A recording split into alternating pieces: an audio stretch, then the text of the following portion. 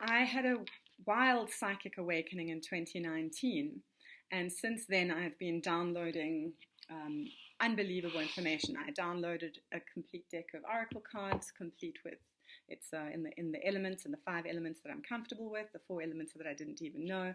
All of these things come to me in these incredible experiences, all different ways. But what I've done over the last since 2023, the experiences that I have had stop being spontaneous, uncontrolled experiences, and I actually managed to figure out a way of triggering those experiences in various ways, but mostly in the bath. And I have now developed masses of rituals, and there's all kinds of things that I do to amplify my powers. I clear my chakras. I'm working with my chakras. I've had multiple Kundalini rising experiences now that I'm able to trigger them when I'm ready for them. I don't do them when I'm not feeling great, because nothing worse than a Kundalini rising when you're having a terrible time.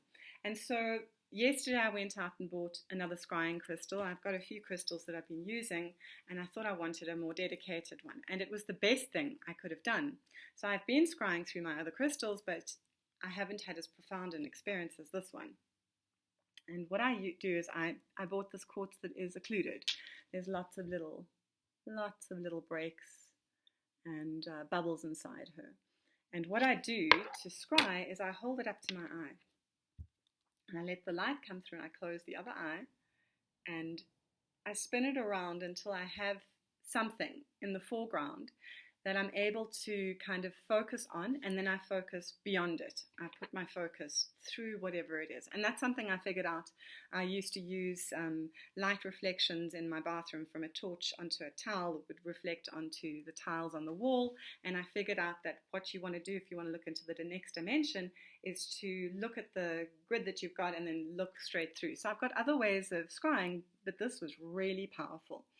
And so what happens for me when I scry through a crystal is I get actual movies, like photoreal movies. You start looking beyond the occlusion, and things start to coalesce beyond that. And then suddenly that occlusion and the thing you're coalescing beyond becomes a picture, and a photoreal picture and a movie. And last night, I had this amazing thing. I had a volcano erupting. And the volcano was erupting, and then over the volcano, from behind it, actually, not coming out of the volcano, came this incredible cloud from behind it that filled the entire scene, and then lights started flashing inside the cloud.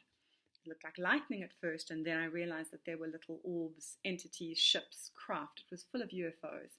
And then I saw that the ground was full of these little lights and entities. And then I saw a puma standing on a hill, looking down a valley, to the end of the valley where 2 mountains came together in a rift.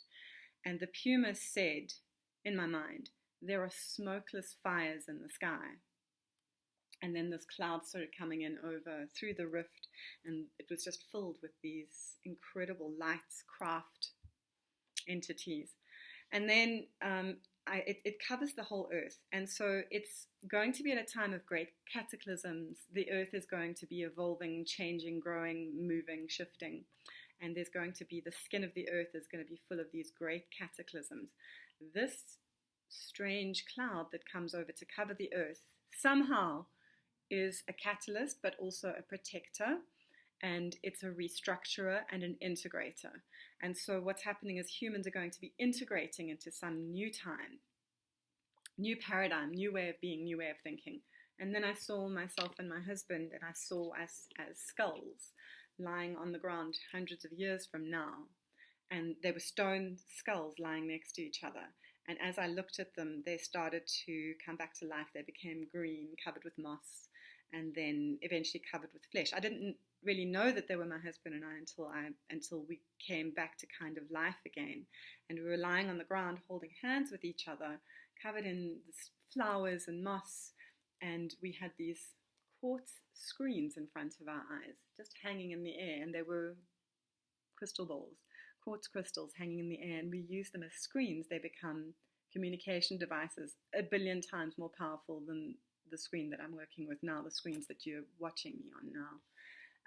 And it's an Ethernet, and it connects us to everything.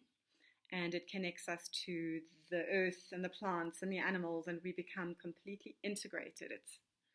So whatever is coming before 2030 or by 2030, and it's the start of a massive cataclysmic shift in the Earth and the planets that is going to be culminating in an event in 2050.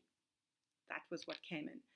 And this puma that I saw that was looking down over the mountain, I often get animal totems as prophets. I had, a few months ago, I had a therianthrope of a man with the head of an albatross. And I often have these kind of spiritual messages coming through animals. And the puma said, there are smokeless fires in the sky. And that's a theme that I'm going to start looking for, is smokeless fires in the sky or in the land. Anyway, so I want everybody to do this with me. We can all do this. We can all access the spectral right now. We're all powerful. We're incredibly powerful. You're gifted. You're psychic. Please join me. The world is becoming telepathic, and we can't be telepathic unless we have no secrets. And all of the secrets are visible to us. Everything is visible to us right now through crystals, through your own psychic abilities, through your own third eye. Please join me.